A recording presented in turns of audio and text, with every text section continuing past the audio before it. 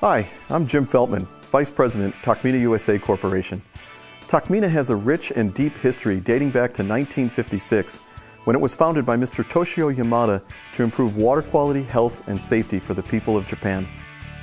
Tacmina introduced Japan's first electrically powered metering pump in 1965 and has since led the charge to innovate pump technologies worldwide, having received hundreds of patents and countless product awards.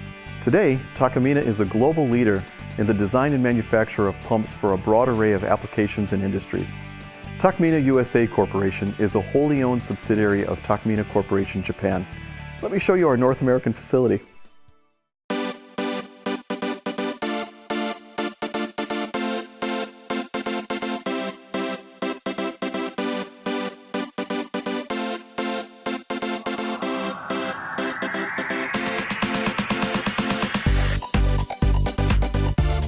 The Tacmina USA facility represents a significant investment to support our North American customers with sales, application engineering, and technical support.